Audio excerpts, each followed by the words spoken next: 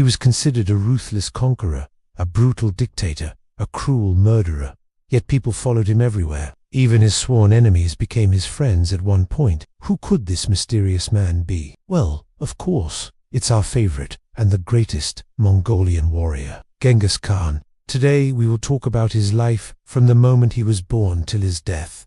Welcome to Bible and History. Temujin was born in 1160 or 1162 near the Yanan River. He was born under a blood clot, which is why the old Mongol witch did not give him a name. She said that he would be the father of many nations. But how could anyone predict that this insignificant baby would become one of the most influential and powerful rulers in history? In fact, when Temujin was born, the Mongols were just an ordinary tribe living in gairs and hunting animals like everyone else. But Temujin changed everything. He was destined to become the king of the Mongols and conquer the whole world. But you know what they say? Every great man has been through a lot to become who he is. So let's see what kind of childhood Temujin had. Temujin had 4 brothers and sisters. His father, Yesugei, was a tribal leader, and his mother, Holin, was a descendant of the previous leaders of the Mongol tribe. However, when Temujin turned 9, his father was poisoned by a rival tribe. After his father's death, Holin tried her best to feed her children,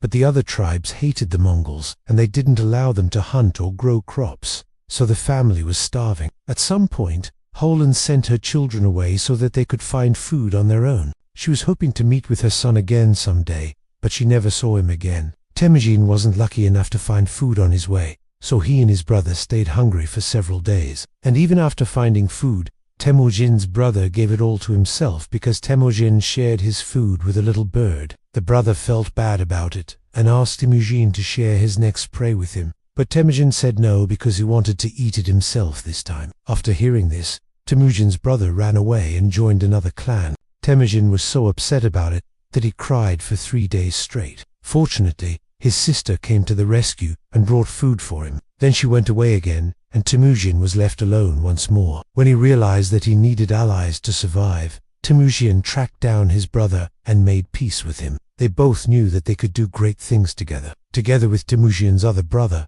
they attacked a merchant caravan and took half of their booty. Then the brothers went home and returned to their family. Temujin was now a young adult, but he still didn't have a name.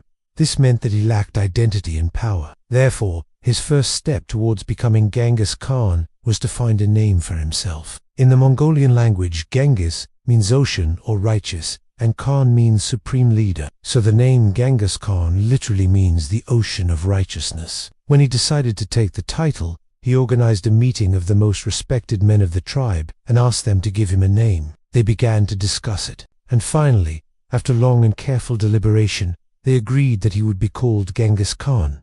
When Genghis Khan came to power, the Mongols were divided into several clans, and the Khan's authority only extended to the territory where his tribe lived. But Genghis Khan wanted to unite all the Mongols under his flag. It wasn't easy to do since the Mongols were known for their warlike nature. There were constant fights between them and other tribes, but Genghis Khan managed to defeat all the opposition and proclaimed himself the great Khan of all Mongols. Now he was finally ready to start his journey of conquests. At first, Genghis Khan set his eyes on the Kara-Katai kingdom, which was located in what is now China. The Khwarezmians were Muslims, while the Mongols were mostly. This religious difference did not prevent them from making peace and even having friendly relations. However, soon the situation changed and the Kara-Katai invaded the lands of the Mongols. Then Genghis Khan declared war on them and led his army to victory. He treated the defeated enemy as equals, granting them noble titles and allowing them to keep their wealth.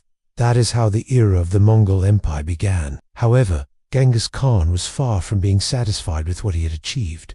His next target was the Western Xia dynasty. Just like the Kara-Katai, the Western Xia also made peace with the Mongols, but then they broke it and attacked them. Genghis Khan was furious. He unleashed the full force of his anger on the Western Xia. First, he ordered to cut down all the fruit trees on their land. Then he unleashed his army on the enemy. The war lasted for 6 years, but in the end, the Mongols won, and Genghis Khan showed mercy to the defeated enemy, demanding that the king of the Western Xia become Muslim and pay tribute to the Mongols. But Genghis Khan's appetite for conquest knew no bounds. He went on to conquer many lands, including those of the Quraysh Empire, which had once ruled over much of Central Asia. When the Quraysh army met the Mongols on the battlefield, they stood no chance against them. The cavalry of the Mongol hordes easily defeated them, and the great Khorasan Shah Muhammad II had to flee. However, Genghis Khan did not stop there. He pursued the enemy and soon captured him. Muhammad II was executed,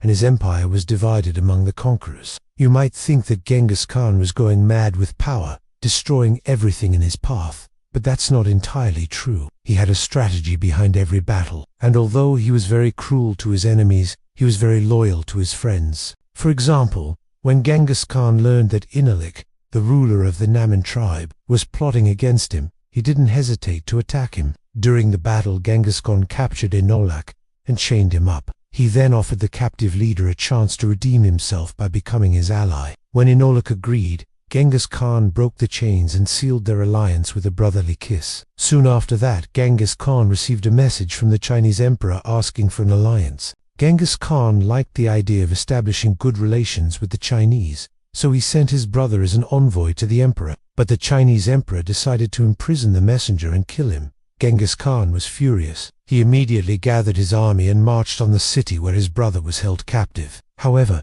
the Mongols did not manage to capture the city, and Genghis Khan had to retreat. He was very upset about it, so he decided to come back later and get revenge on the Chinese. But before that, he had to deal with the rebellions in his own state. Genghis Khan's cousin Jamuka raised an army of 40,000 men to fight against him. It was the largest rebellion in the history of the Mongols. Genghis Khan was outnumbered, but he still managed to defeat Jamuka and his allies. In fact, Genghis Khan defeated them so badly that Jamuka had to flee for the rest of his life. Then Genghis Khan returned to China, but his health was already deteriorating. He died on August 11, 1227, and was buried according to his last will, which said that his body should be left on the mountain for the vultures and the eagles. Historians still don't know exactly where he was buried. Some believe it was on the Burkhan Khaldan mountain in Mongolia, while others believe it was in China. Genghis Khan left behind a huge legacy. Under his rule, the Mongol Empire stretched from the Pacific Ocean to Eastern Europe. Moreover, his army was the largest in the history of mankind. It consisted of more than 100,000 warriors. Genghis Khan was a brilliant strategist and tactician,